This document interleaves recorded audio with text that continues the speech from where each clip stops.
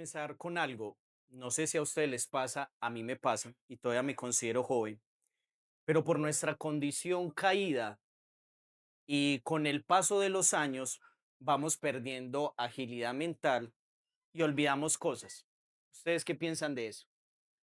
Cierto, incluso hasta los más jóvenes parecemos a veces con mente como ya de personas bastante adultas, personas bastante avanzadas en edad y como que se nos olvidan las cosas fácilmente. Y yo quisiera comprobarlo. Ustedes recuerdan el nombre de la predicación anterior, hace 8 días, pero no es para que la busquen, ¿lo recuerda? Ok, listo. De todas maneras, siempre es bueno que alguien nos recuerde algunos detalles y la predicación que nos dio el pastor la semana pasada fue en el reino de Dios.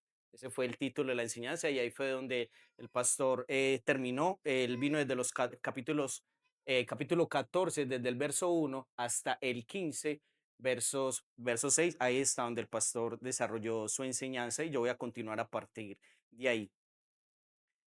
Como parte de la introducción, entendiendo que olvidamos cosas, permítame traer a su memoria algunos aspectos del libro de Romanos. Muchos lo saben, pero es bueno recordar, ya lo vimos, ¿cierto? La carta de los Romanos fue escrita por el apóstol San Pablo a la iglesia en Roma, compuesta por creyentes judíos que mantenían algunas tradiciones de la ley mosaica, como restricciones alimenticias o la observancia de ciertos días. Para ellos era muy importante. Y también estaba compuesta por gentiles que habían alcanzado una comprensión mayor de su libertad en Cristo. Ellos no se sometían a esto que los judíos practicaban. Y esta realidad llevó a que los primeros, o sea, los judíos, juzgaran a los que comían y bebían y los juzgaran como pecadores, ¿cierto? Pero por el contrario, para los gentiles era un motivo, se sentían orgullosos y menospreciaban a ellos porque los miraban como que inmaduros. O sea, no han alcanzado el nivel de entendimiento que nosotros tenemos. Y eso pasa en la iglesia. Siempre van a estar los débiles y también están los fuertes o los que se creen fuertes. Había un ambiente de división y contiendas que no corresponde entre hermanos, que no corresponde a personas que han creído en el Señor Jesús. Y era algo que no se podía normalizar, porque no es que como somos pecadores, entonces dejemos así. No, no, no, no se podía. Entonces el apóstol Pablo, con un corazón pastoral, le recuerda que Cristo ha hecho mediante su obra un solo pueblo, que ahora son parte de un Cristo, que ahora son uno, son de la misma familia, no están separados. Por lo tanto, ellos debían recibirse, debían aceptarse, debían tener afecto entre ellos, pero algo muy importante, debían servirse unos a otros, no estar sectorizados como posiblemente era el caso de la iglesia allí en Roma. Me imagino los gentiles por un lado y los romanos por otro, y escasamente tal vez se hablaba. Nos vamos a trabajar en el día de hoy desde los versos 7 hasta el versículo 21. Y el título de mi enseñanza es Aceptados por gracia, edificados en amor para la gloria de Dios. Ahí está en pantallas, aceptados por gracia, edificados en amor y todo esto para la gloria de Dios. Y está dividido en tres secciones o en tres subtítulos. El primero va desde los versos 7 al 13 y es aceptados por gracia, llamados para servir.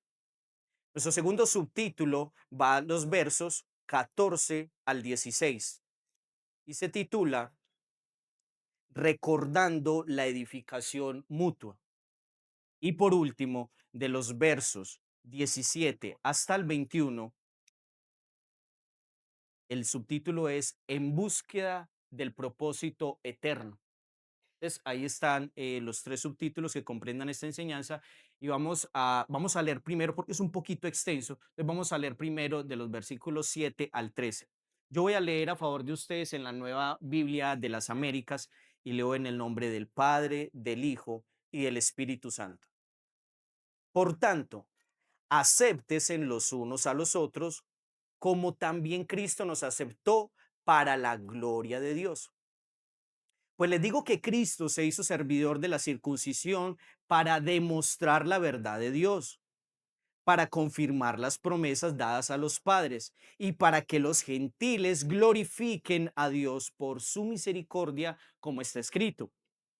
Por tanto, te confesaré entre los gentiles y a tu nombre cantaré. Y vuelve a decir, regocíjese en gentiles con su pueblo. Y de nuevo, alaben al Señor todos los gentiles y todos los pueblos lo alaben. Y a su vez, Isaías dice, retoñará la raíz de Isaí, el que se levanta a regir a los gentiles. Los gentiles pondrán en él su esperanza. Y el Dios de la esperanza los llene de todo gozo y paz en el creer, para que abunden en esperanza por el poder del Espíritu Santo. Esto es parte de lo que vamos a tratar hoy. Esta es la palabra de Dios que es para nuestras vidas. Vamos entonces al versículo 7. Ya vimos cuál es el contexto. Entonces el apóstol Pablo dice, por tanto, acéptense los unos a los otros, como también Cristo nos aceptó. ¿Para qué? Para gloria de Dios. El apóstol Pablo está animando a su audiencia, que ya sabemos quiénes la comprenden, está animando a su audiencia a recordar que cuando Cristo, el Señor de todas las cosas, el creador de todo, los encontró, los halló, Él no los encontró haciendo propiamente lo bueno, sino que los encontró en sus perversidades, los encontró lejos de Dios, los encontró con sus vestiduras sucias por el pecado. Incluso Pablo se incluye a sí mismo porque él dice, por tanto, acéptense los unos a los otros como también Cristo ¿qué? Nos aceptó. Pablo se está incluyendo entre ese grupo del que el Señor tuvo gracia. Y estando ellos perdidos en sus delitos y pecados, ¿qué pasó? Cristo los miró con misericordia y mediante su obra redentora, ¿saben qué hizo? Les abrió las puertas de su casa, les abrió la puerta de su reino para que entrara. ¿Qué hizo el Señor? Corrió hacia ellos, cargó a los caídos, a los débiles, a los pecadores. Y lo más precioso, les dio nuevas vestiduras. Y aún más, los hizo sentar juntamente con Él en lugares celestiales, juntamente con Cristo. Y eso lo vemos en Efesios capítulo 2, versículo 6. Hermanos, Jesús dijo que Él vino a qué? A curar a los enfermos por causa del pecado. Él dice que él no vino por los que se creen sanos, sino por los que saben que tienen necesidad de un doctor. Pero no es un doctor en la parte física, sino un doctor en la parte espiritual, que es donde radica nuestro problema. En el inicio, allí en el jardín del Edén, cuando el Dios Trino, Padre, Hijo y Espíritu Santo creó al hombre, lo hizo a su semejanza. ¿Para qué? A su semejanza, para su gloria y para sus propósitos. Ese fue el fin con el cual el Señor creó al hombre y creó a la mujer. Pero esa imagen fue distorsionada cuando entró el pecado en el jardín del Edén. ¿Y qué pasó? El hombre queda separado de Dios y a partir de ese momento toda la descendencia de Adán queda bajo la ira de Dios. Esa fue nuestra condición. Entonces el Hijo de Dios desciende para mostrar, pese a que ellos merecen la ira de Dios, el castigo y el juicio, el Hijo de Dios desciende para mostrar lo rico. Aunque Dios es justo, también es rico en misericordia y en paciencia para con el hombre pecador. Y así restaurar la imagen que está distorsionada, volver a recrear, a restaurar esa imagen de nuevo en el hombre. A eso vino Cristo. Versículo 8.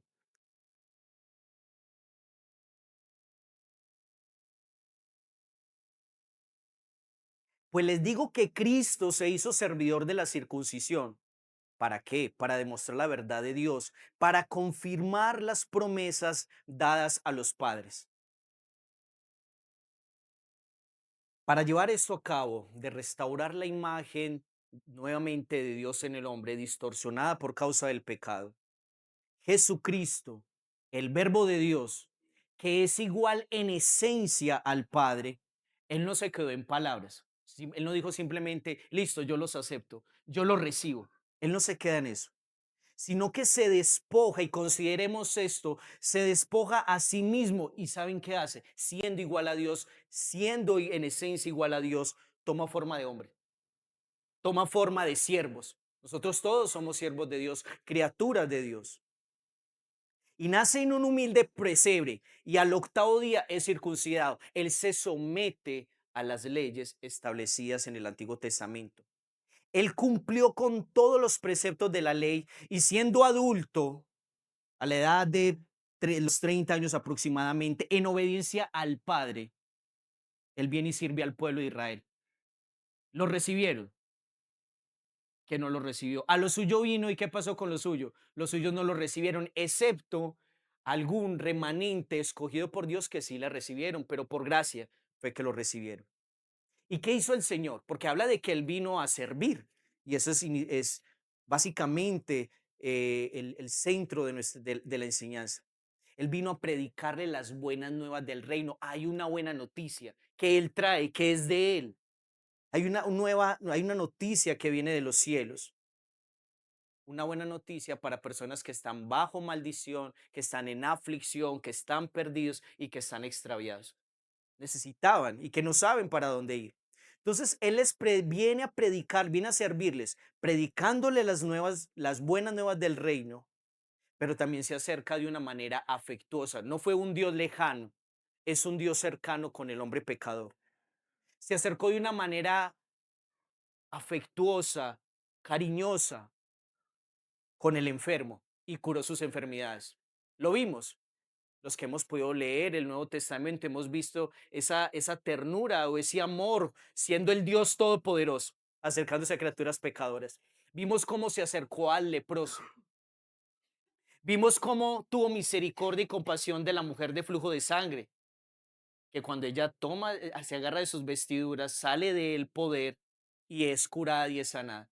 Ahí está el Señor sirviendo en medio de todo el pueblo judío, que muchos no creían en Él, que se servían de Él, y aún así con Él, Él tiene misericordia de ellos. Echó fuera demonios y les dio de comer. Recordemos que hay una parte donde a 4,000 les da de comer, 5,000 le da de comer, aún sabiendo que muchos lo siguen. ¿Es por qué? Porque es Cristo, porque es el Señor. No, porque les da el pan. Y porque ellos tienen, por su condición de esclavitud bajo el Imperio Romano, pues tienen necesidades.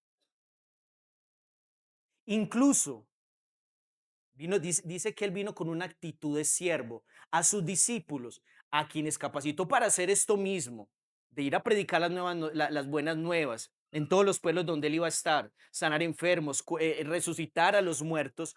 A ellos mismos, quienes capacitó, a ellos mismos sabe qué hace el Señor. El Señor les lavó sus pies. ¿Por qué? Porque él mismo lo dijo, ni aún el Hijo del Hombre vino a ser servido, sino que vino para qué? Para servir a otros. Y aún más, para dar su vida en rescate por muchos. No por todos, por muchos. Y eso lo encuentra en Mateo capítulo 20, versículo 28. Jesucristo, quien es la misma, que es la verdad. Volvamos ahí al versículo 8. Mira lo que dice. Pues les digo que Jesucristo se hizo servidor de la circuncisión. ¿Para qué? Hay un propósito.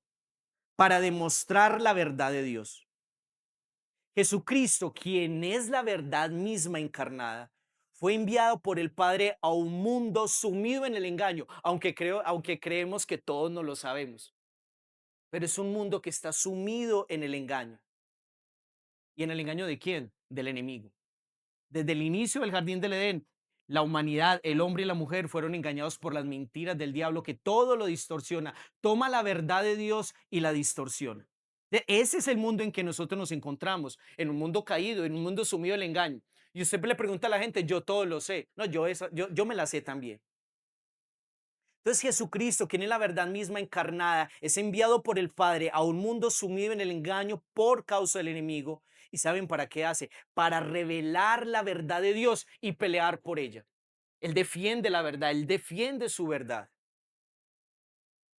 Viene para modelar lo que es una vida recta a todos los hombres, viene a servir de ejemplo. Y lo más importante, viene a dar a conocer al Padre. Por eso dice, Se hizo servidor de la circuncisión para demostrar la verdad de Dios. Viene para dar a conocer el Padre, el cual de principio a fin, Él es fiel a sus promesas. Lo que Dios dice, Dios lo hace. Y quiero invitarlos a Juan, capítulo 1, versículos 17 al 18, porque es la palabra misma quien debe confirmar las verdades que se predican. Juan, capítulo 1, versículos 17 al 18. Ahí usted lo puede leer en pantalla, yo lo voy aquí en mis notas. Dice, pues la ley fue dada por medio de Moisés, mientras que la gracia y la verdad nos han llegado por medio de quién? De Jesucristo. Y Jesucristo vino a, vuelve y dice acá, vino para demostrar la verdad. Él dice, yo soy el camino, yo soy la verdad y yo soy la vida. Entonces la ley por medio de Moisés vino por medio de Moisés, mientras que la gracia y la verdad nos ha llegado por medio de Jesucristo. Mire lo que dice lo siguiente. A Dios nadie lo ha visto nunca y no lo inventamos. A través de imagen nos inventamos a Dios ahí en la estatua de la Santísima Trinidad y nos inventamos un Dios humano, el cual no es. Y lo dice la palabra, a Dios nadie lo ha visto nunca. El Hijo único que es Dios y que vive en unión íntima con el Padre, ¿el qué dice? ¿Qué dice la palabra? Él es el que nos ha dado a conocer. Esa es la voluntad de Dios, que le conozcamos a Dios y al que Él ha enviado. Se me pregunta, ¿cuál es la voluntad de Dios? Esta es la voluntad de Dios, conocer a Dios. ¿En qué hemos de gloriarnos? En conocerle, dice Jeremías capítulo 9. Versículo 9.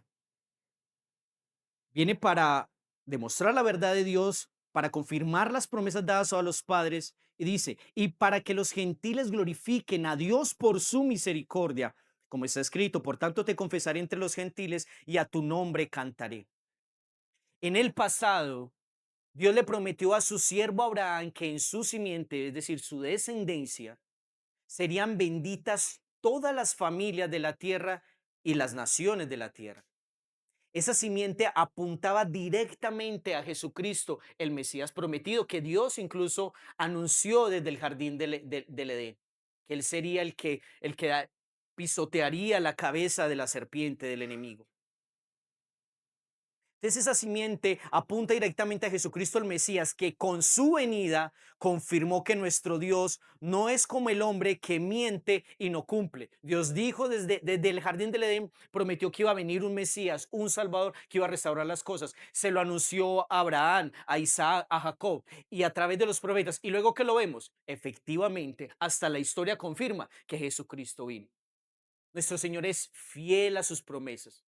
Y eso es importante tenerlo. Si su anuncio, si su primera venida fue anunciada, la segunda ha de cumplirse. Seguimos desarrollando ahí, mis hermanos. Ahora, la promesa no dice que solo habría bendición para un pueblo, sino para qué? Para todas las familias en la tierra.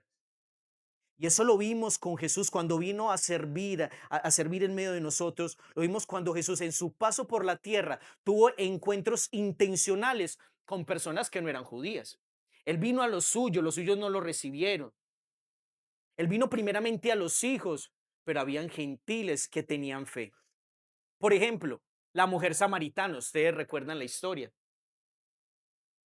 Tenemos también el centurión romano, un hombre con gran fe que deseaba que el Señor sanara a su siervo. Pero le dijo que entrara a su casa. Él dijo, no, yo sé que solamente con que usted lo mencione, eso ha de ocurrir. Un hombre que tenía fe. Y también lo vemos con la mujer sirofenicia, que le rogaba a Jesús que sanara a su hija, la cual estaba atormentada por un demonio. ¿Y qué le dice el Señor? Yo he venido a los de la casa. Primero son los hijos. ¿Cómo les voy a quitar el pan a los hijos para dárselo a los perrillos? ¿Y qué dice ella? Aún los perrillos, de las migajas que caen de la mesa, ellos comen. Y el Señor se sorprendió, se alegró por la fe que ella tenía de parte de Dios. Y inmediatamente a partir de ese momento, ¿qué pasó? El espíritu salió.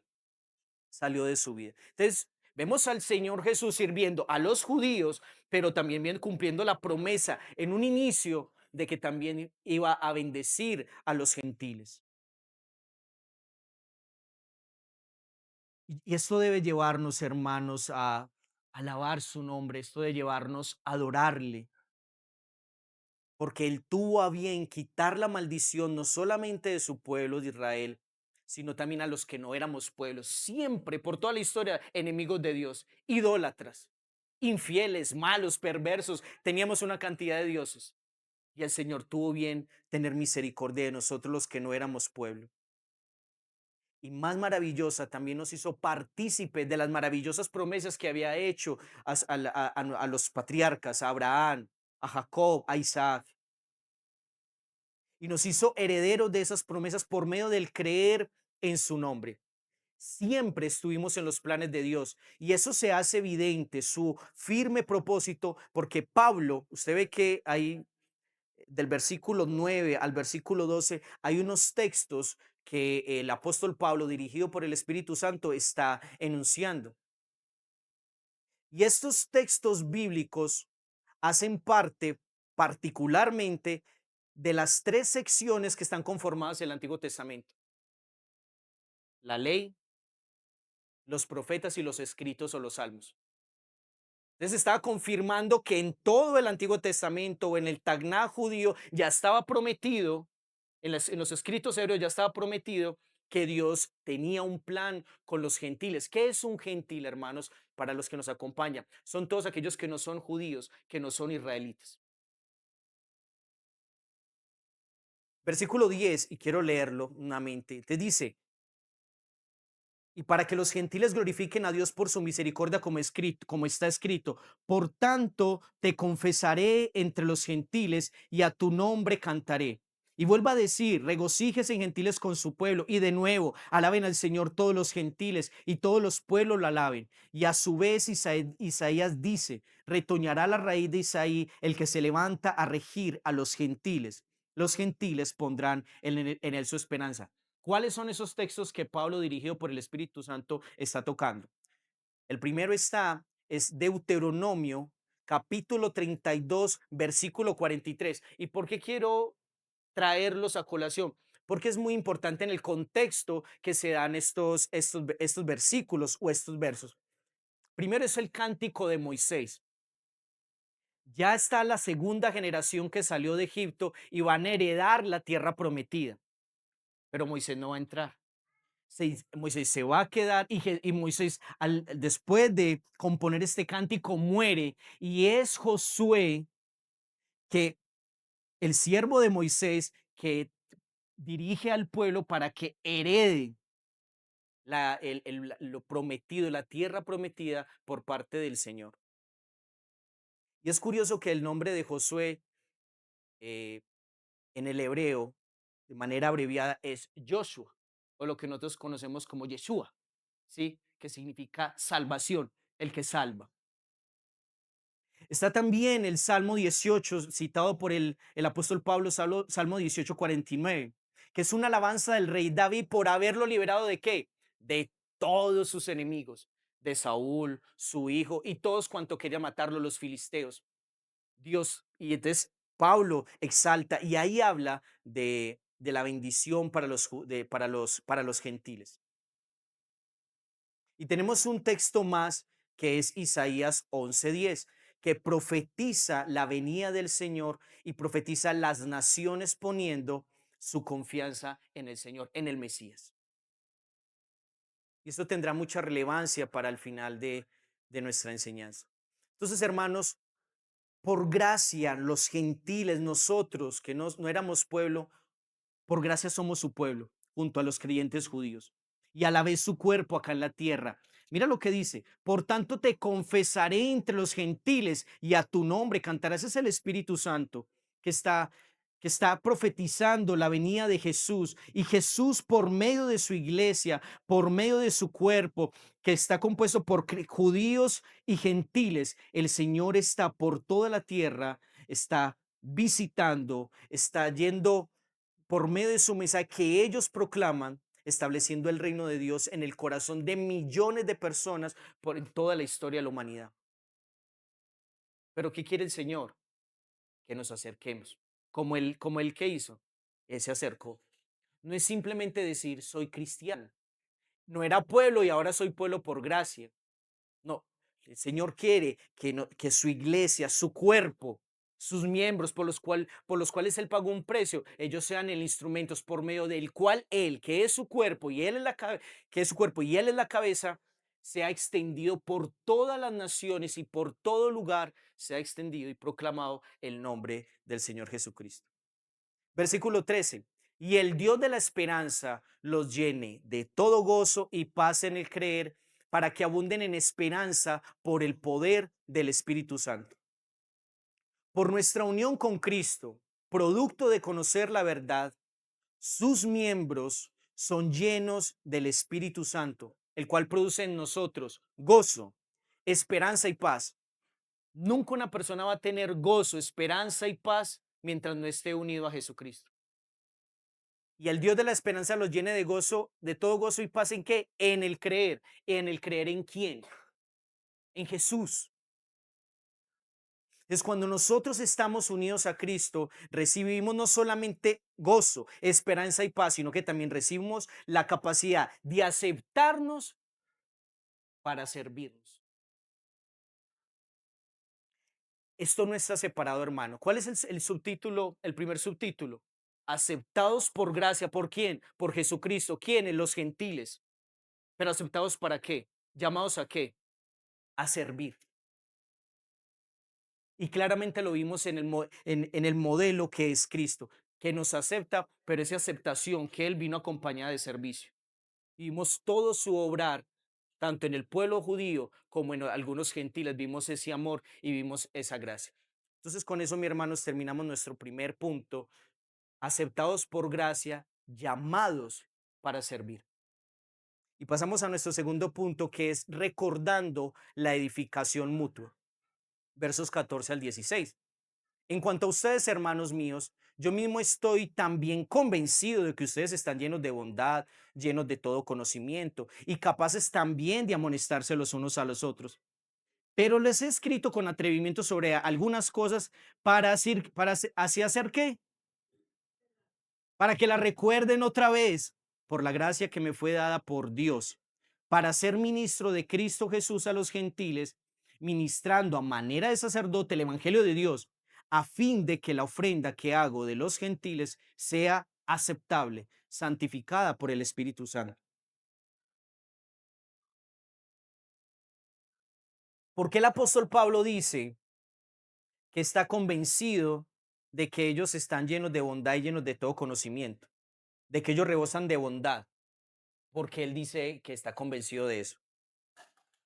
¿Cómo sabe él si él no fundó la iglesia en Roma? Aún más, no la ha visitado. Y él está convencido de que ellos abundan, rebosan de bondad y conocimiento.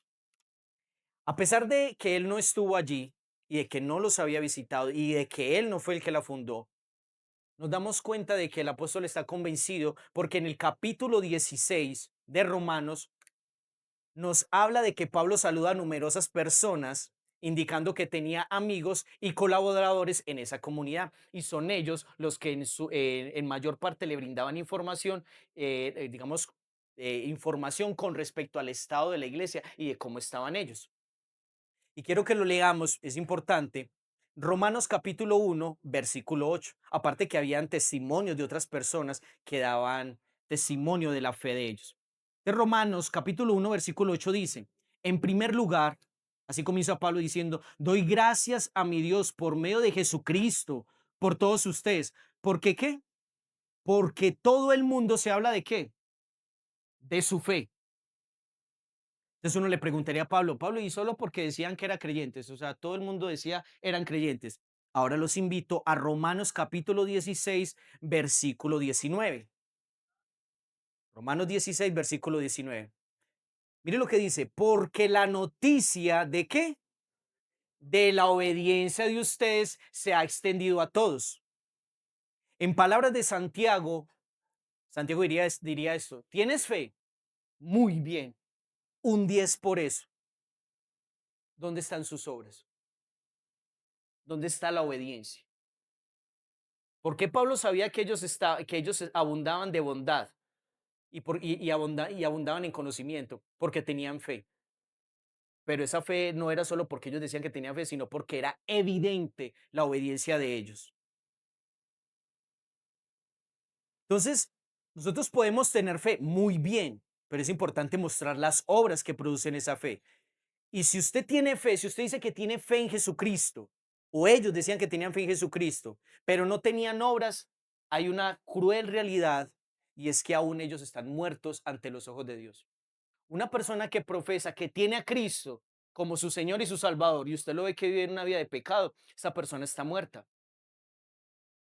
Esa persona está muerta para los ojos de Dios. Eso está en Santiago, capítulo 2, versículo 17. Y usted me dice, ahí no dice el texto así. Si, dice que si la fe es sin obras es que, ¿qué significa eso? Que una persona está muerta. Cuando hablamos de la fe, nos referimos puntualmente a creer en el Señor Jesucristo como mi única esperanza, el único mediador por medio del cual mi relación rota con Dios por causa del pecado es restaurada. Esta fe verdadera no la producimos nosotros, no la produce la carne, nosotros no podemos producirla. Esta fe verdadera que produce buenas obras viene de parte de Dios como un regalo por gracia y es de altísimo valor. Decía yo a alguien ayer que el mejor regalo que una persona puede tener y puede heredar es la fe. Pero la fe que viene de parte, eso tiene el precio más alto. Una persona que ha sido, que ya conoce al Señor, que tiene una relación con Dios, sabe que eso vale más que el oro y la plata. Y no lo digo por simplemente porque suene bonito, es una realidad. Tiene un altísimo precio el don de la fe. Y este don de la fe viene acompañada de arrepentimiento, viene acompañado de una nueva manera de pensar y andar conforme al ejemplo de Jesucristo, que ya lo vimos en nuestro primer punto. ¿Cómo vieron a Jesús? ¿Solo hablando? No, vimos a Jesucristo sirviendo en medio, visitando, acercándose, sirviendo aún a aquellos que no le creían, aún a aquellos que dudaban de él. Lo vemos sirviendo. Y eso es lo que nos está invitando el texto, que miremos, que miremos el actuar de Cristo, que miremos su modelo. Esta fe viene acompañada de un deseo por agradar a Dios, si es la verdadera fe. Ay, yo quiero hacer mi voluntad. Esa no es la fe.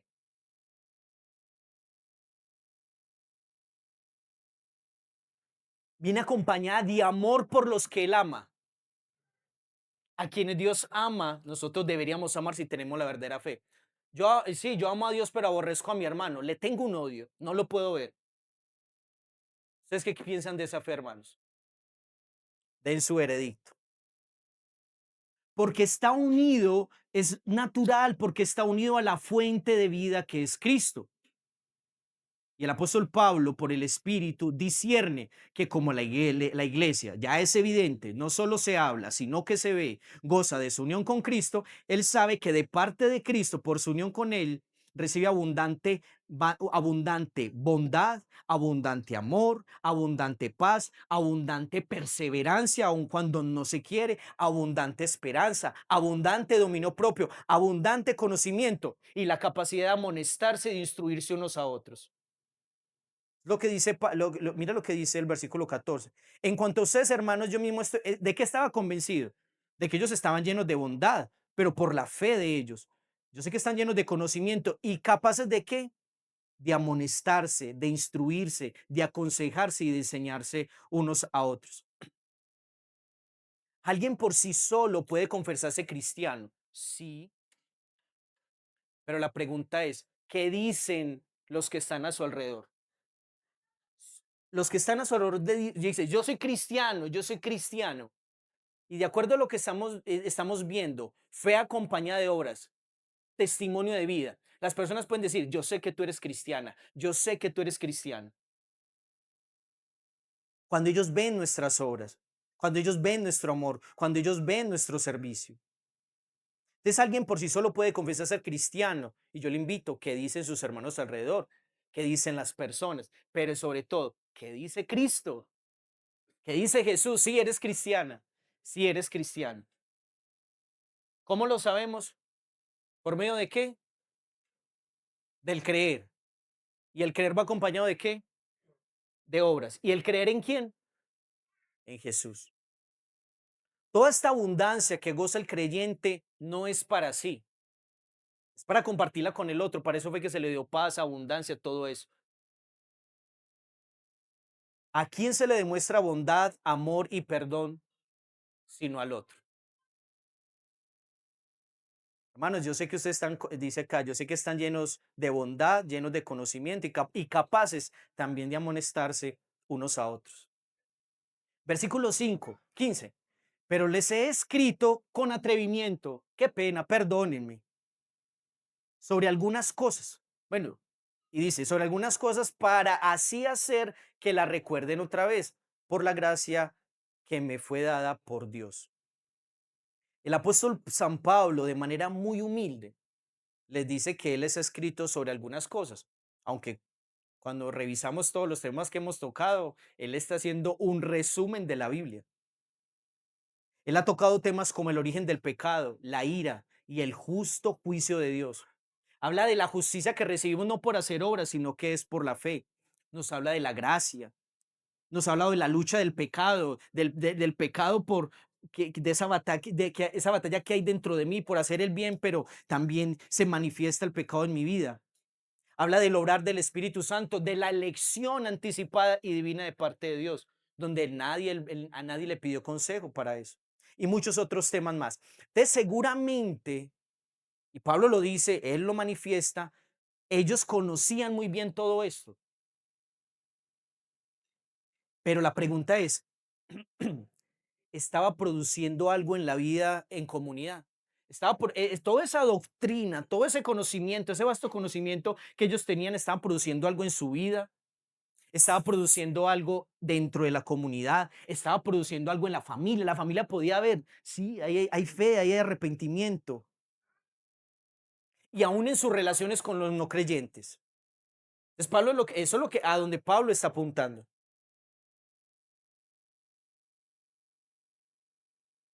Hermanos, créanme que hay personas que tienen claras todas las doctrinas de la Biblia. Se las saben de principio y fin. Se las explican de una manera detallada y no tienen comunión con Cristo. No han nacido de nuevo. No saben que necesitan un Salvador que los libre de las llamas del infierno. No saben. Y esto va para los jóvenes y los chicos que están acá. El hecho, hijos e hijas, que ustedes vengan a una iglesia cristiana, y eso también para los más adultos. El hecho de que usted venga a una iglesia cristiana, escuche la palabra de Dios y participe de ciertas cosas, eso no quiere decir que sea cristiano. Que tú traigas a tu hijo y tu hijo a la iglesia, eso no lo hace cristiano. Y es importante considerar eso, mis hermanos. Por eso, una y otra vez, y aprovecho, hay que predicarles el evangelio a nuestros hijos. Ellos tienen necesidad de un Salvador, hermanos. Hay un infierno que los está esperando. Pero nosotros estamos entretenidos con otras cosas. Hay otras cosas que son más importantes. Después, la otra semana, el próximo mes, el próximo año. Pablo sabía que esto era importante, esto no era un tema para dejar por encima. Había que tratarlo inmediatamente. Es por ello que a partir del capítulo 12, el apóstol los conduce a qué? A la práctica. Ya saben, del 1 al 11, todas estas doctrinas. Ahí se las refresqué. Si tenían algunos puntos ya quedan claros. Gracias, Pablo, por toda esta teología sistemática que nos has enseñado, por ese modelo de teología. Wow, impresionante. Ahora sí me puedo ir para mi casa. Pablo dice, no, no, no, no, no, vengan. Es que eso es para ponerlo en práctica. Eso tiene que demostrarse, eso tiene que hacerse evidente. Entonces el apóstol Pablo los conduce a la práctica. Algo así, hermanos, ustedes ya saben que están unidos a Cristo. Amén. Gloria a Dios por eso, pero dígame, si hay afecto entre ustedes, si se reciben unos a otros, si se está corrigiendo, si se están aconsejando, Si están velando por el otro, usted solamente está pensando, perdón, solo está pensando por usted mismo. Cuando alguno tiene hambre o tiene alguna necesidad, usted corre a proveerle. O solo le dices, voy a orar por ti. ¿Tienes hambre? Ven, yo oro por ti. No tienes ropa. Voy a orar para que Dios toque el corazón de algún hermano, alguna hermana para que te provea. Y el hermano ahí orando, ¿cierto? Tiene que serse evidente. Se están pagando lo que deben. O por el contrario, andan mordiéndose unos a otros en contiendas, dando mal testimonio, en inmundicias sexuales e infidelidades, creyéndose unos más maduros que otros, compitiendo a ver quién manda, quién tiene la razón en esta casa y en esta iglesia y en este lugar, a ver quién sabe más, quién produce más. Hermano, eso no es, esto no lo eso no viene de parte de la fe, eso lo produce la carne.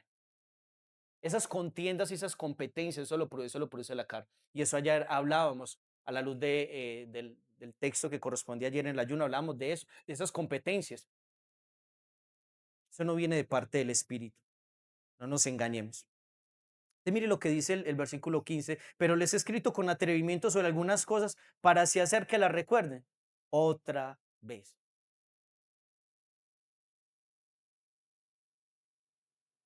Entonces, estaban olvidando lo más importante y el Señor en su gracia, en su misericordia, envía a su siervo para recordarles cómo deben de proceder. ¿Cómo comenzamos al principio? Les hice una pregunta sencilla. ¿Recuerdan el nombre de la predicación? Se nos olvida. Un título. ¿Cuánto más, hermanos, es importante recordar? Es que eso es que ustedes, los que predican, hablan de eso una y otra vez, porque usted lo olvida una y otra vez y debe recordárselo. Los apóstoles hacían eso una y otra vez, había que recordárselos. ¿Por qué hay que recordarle algo a alguien? Porque seguramente no. ¿Por qué porque no lo está haciendo? ¿Por qué hay que invitar a las personas a que vengan a Cristo? Porque una y otra vez desde estos estrados, desde esos púlpitos, ven a Cristo, ven a Cristo, ven a Cristo, arrepiéntete. Como yo digo, y al final nos echamos la bendición, nos persinamos y creemos que eso es así. Versículo 16. Para ser ministro de Cristo Jesús a los gentiles, ministrando a manera de sacerdote el Evangelio de Dios, a fin de que la ofrenda que hago de los gentiles sea aceptable, santificada por el Espíritu Santo.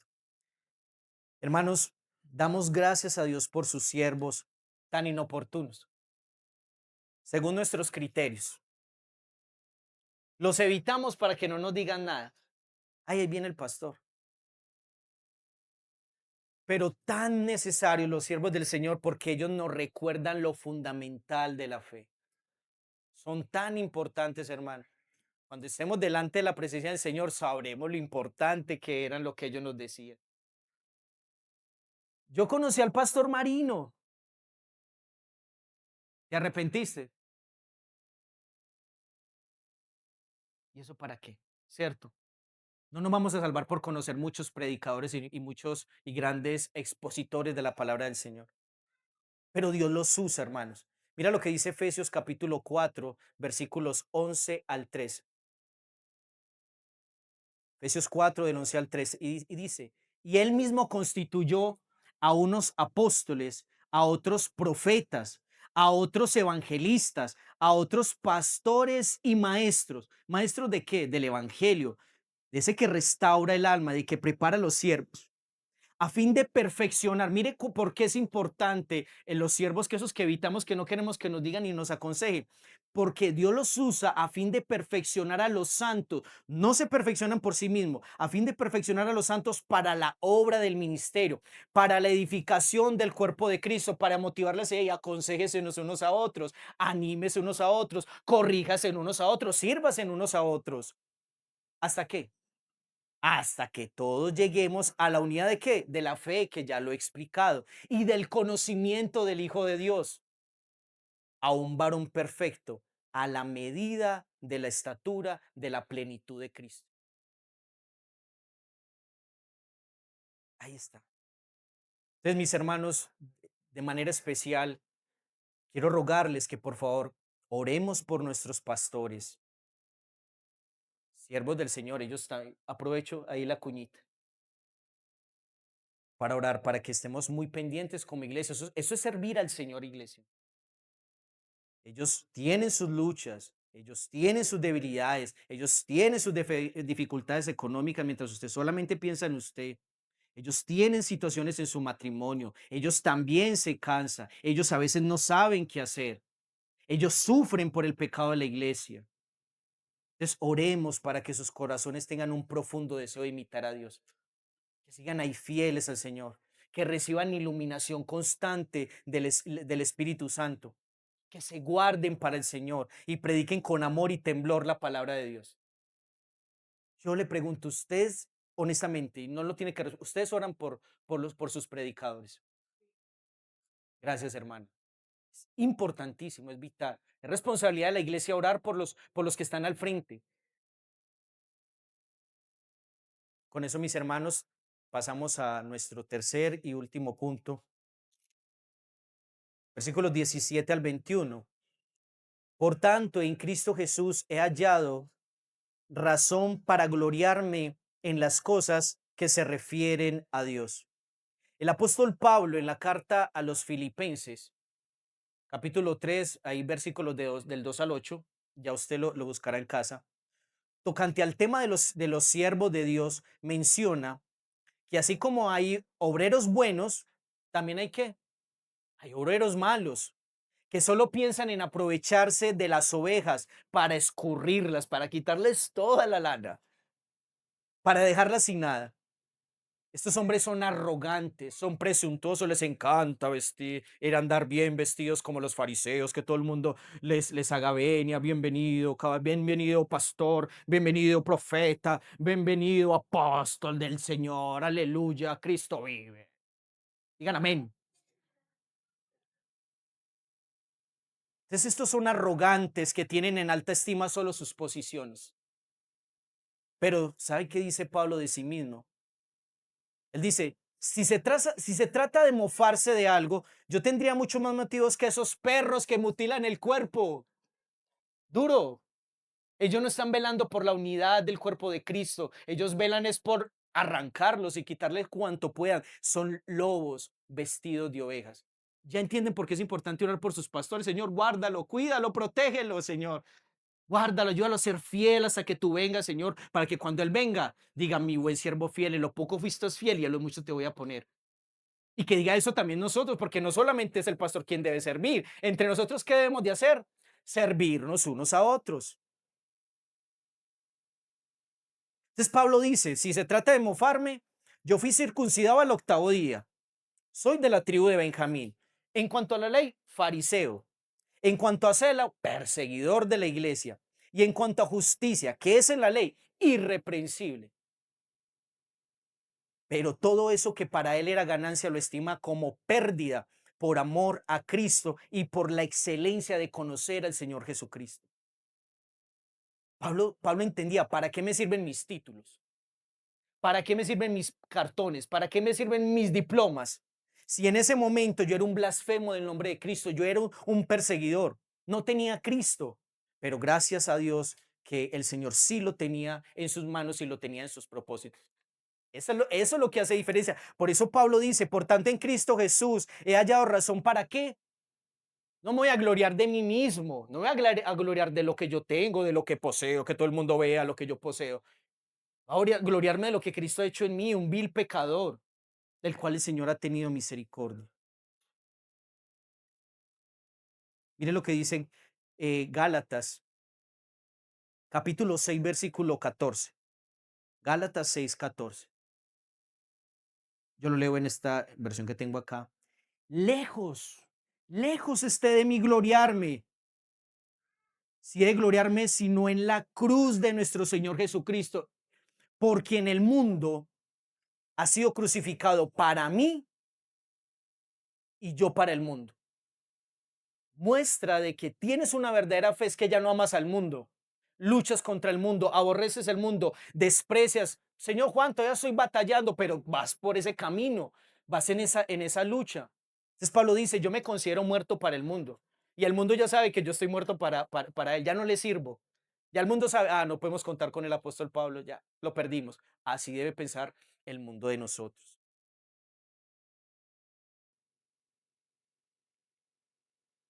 Verso 18, porque no me atreveré a hablar de nada, sino de lo que Cristo ha hecho por medio de mí para la obediencia de los gentiles, en palabra y en obra.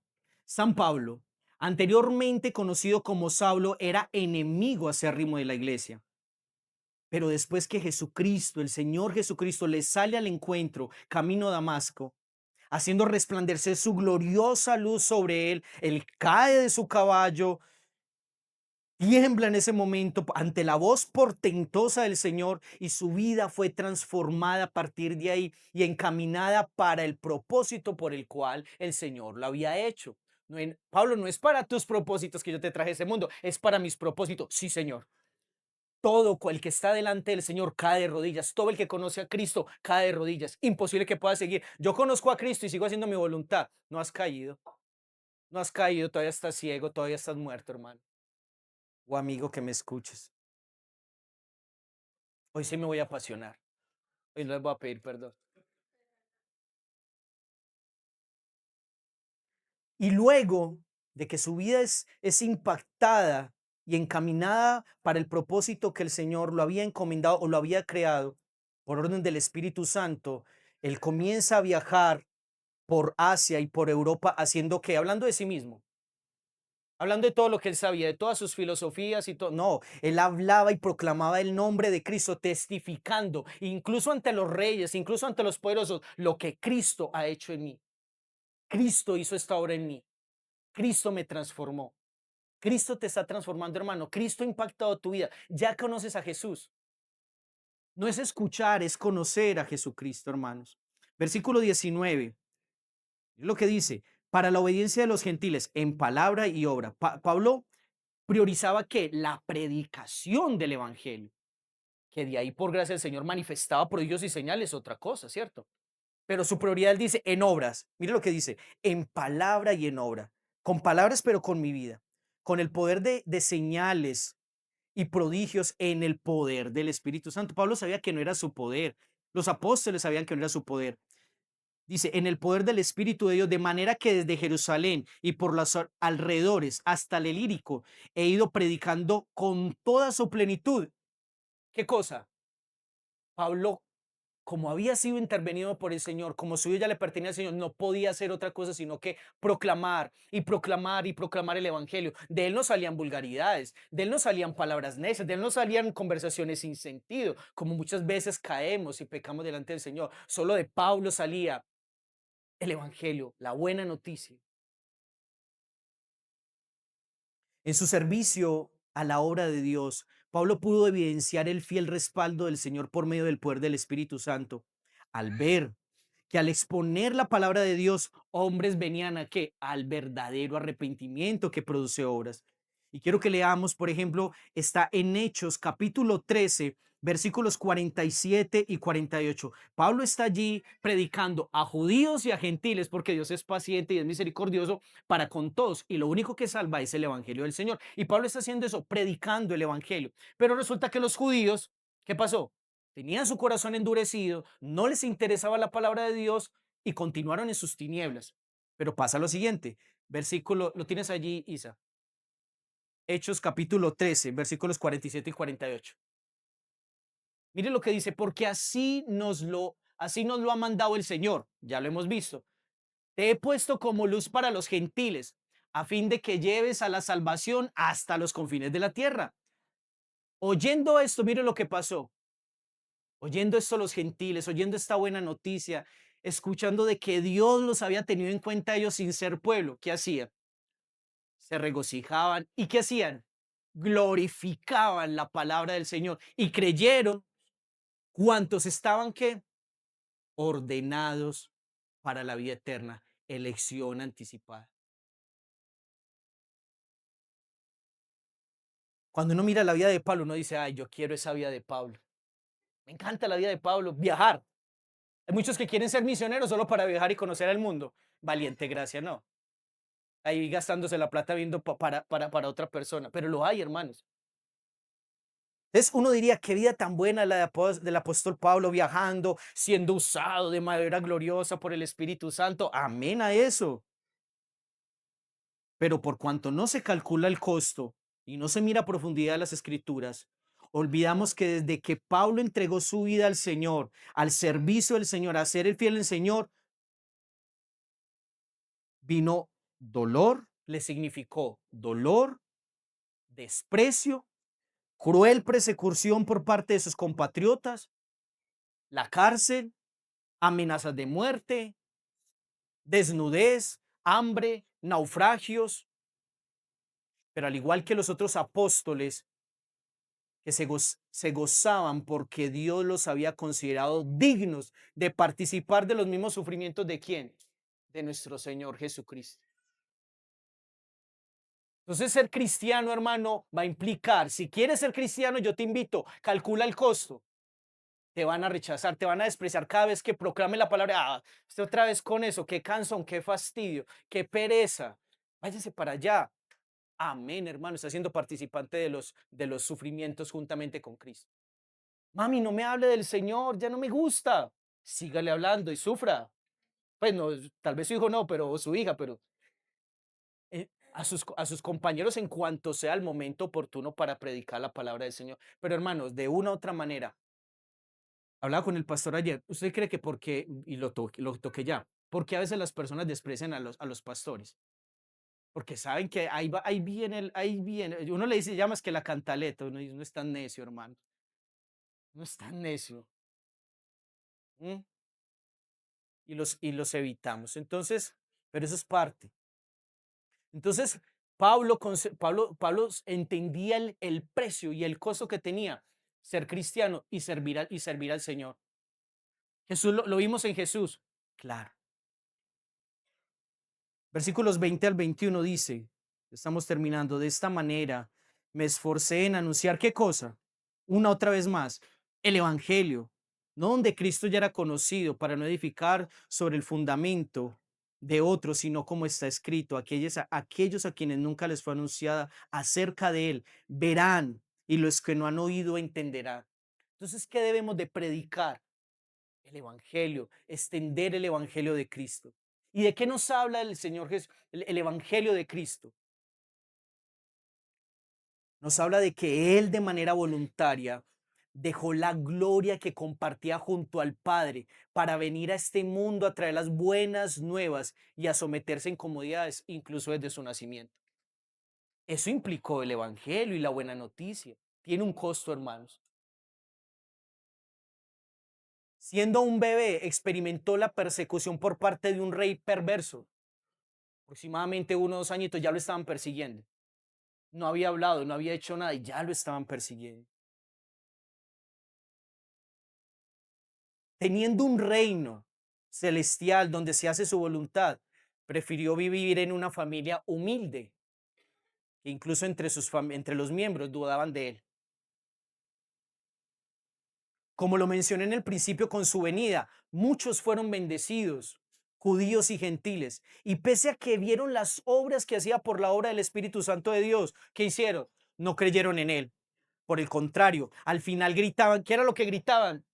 Crucifíquenlo, crucifíquenlo, crucifíquenlo. A ese que nos hizo bien, crucifíquenlo. A ese que nos hace, nos da el alimento, nos da la comida, nos da el vestido, crucifíquenlo. No lo queremos acá. Nos estorba, nos fastidia. Sobre sí cayeron los insultos y blasfemias de los líderes religiosos, hijos del diablo, dicho por él, quienes por envidia y odio lo llevaron a juicio. Finalmente fue entregado en manos de pecadores, en manos de soldados pecadores del Imperio Romano, precisamente de Roma, quienes lo azotaron y lo golpearon. Escupieron en su rostro al creador del mundo, al Señor de todo. Permitió que le escupieran el rostro, la cara, el creador de todas las cosas. Pusieron sobre su cabeza una corona de espinas y lo clavaron en la cruz, donde derramó su sangre. ¿Para qué?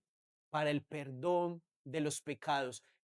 Recuerden el texto, el Hijo de Dios, perdón, el Hijo del Hombre no vino a servir, sino no vino a ser servido, sino a servir y a dar su vida en rescate por muchos. Y el precio de ese rescate fue la sangre del Señor Jesucristo, toda la derramó.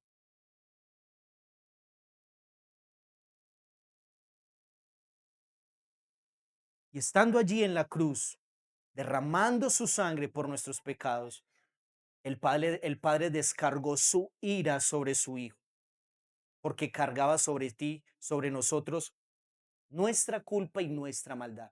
Jesús no fue por eso, por causa de sus pecados. Él nunca pecó. Él llevaba los pecados de los que nos encontramos aquí y la culpa de nosotros. Pero todo lo soportó por amor a los escogidos. ¿Y por qué sufrió eso? ¿Por qué padeció? ¿Por qué lo hizo? ¿Qué necesidad tenía si estaba en la gloria del Padre junto al Padre? Por amor. Todo lo soportó. Para librarlo de una vez por todas de su enemigo, el diablo. Dios libró a David de todos sus enemigos. Y ahora Jesucristo, el verdadero Rey de Reyes y Señor de Señores, venía en carne propia a venir a salvarnos de nuestro enemigo, el diablo, el cual nos había engañado a la humanidad desde el jardín del Edén, y vencerlo de una vez por todas en la cruz. Vino para hacerlos a los escogidos de Dios, a los que vienen, confían en su nombre, para ser los herederos de la Jerusalén celestial. Josué los llevó a ellos a una herencia que corruptible, que iba a desaparecer, a Canaán, a heredar, a tener esa herencia. Pero Jesucristo vino a salvarnos para darnos una herencia eterna, majestuosa, donde Él va a reinar por siempre. Y no solamente eso, estando allí, los que creemos en el Señor Jesucristo hemos de recibir un cuerpo nuevo, no uno que lucha ya, no uno que batalla, no uno que sufre contra el pecado, sino un cuerpo que es incorruptible, semejante a Él. Y todo esto, mi hermanos, todo este servicio que hemos visto de parte del Señor a través de esta enseñanza,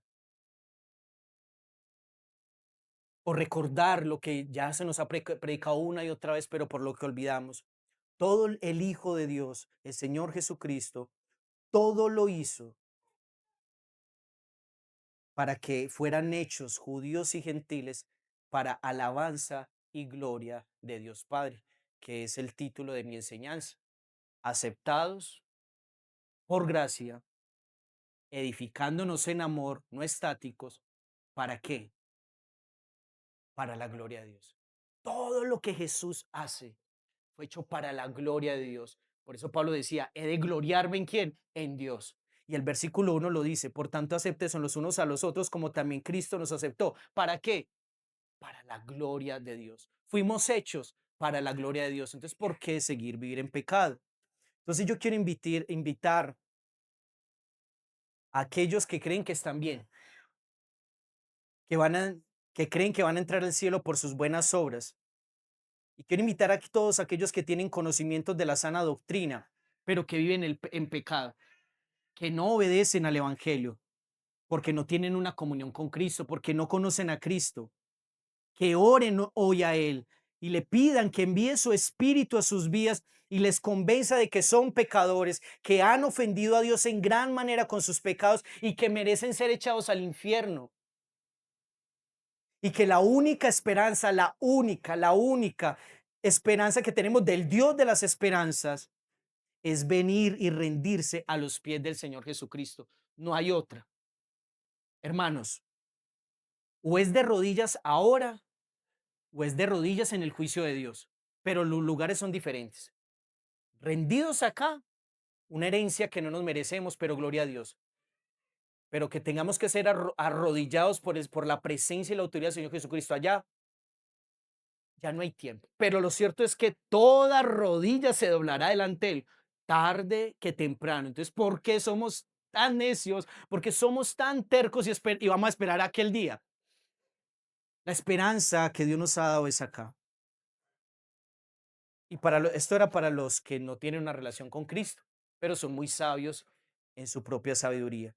Y para los creyentes, para los que están unidos en Cristo, para los que ya han venido a Cristo.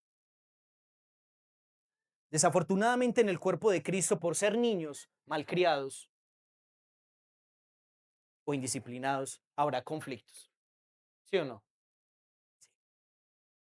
Y siendo consciente de eso, yo le pregunto, ¿qué hará usted cuando ese hermano o esa hermana le hable feo, lo desprecie o no lo salude? Yo sé que algunos dicen, no le voy a saludar. Y usted sepa que está hablando mal de usted, que sepa usted que está contando toda su vida a todo el mundo. ¿Qué va a hacer? Como Cristo debemos negarnos a nosotros mismos e ir a buscar. Cristo vino a buscarnos, nosotros no lo buscamos. Saludarle, servirle con paciencia, servirle con amor. Señor, no queremos, humillémonos delante del Señor. ¿En qué quieres que te apoye? ¿Qué necesidades tiene? ¿Me causas daño? Sí, pero estoy llamado, fui aceptado por Cristo para servirte. Y sabe que mis hermanos, es toda gloria a Dios, para lo cual fuimos hechos.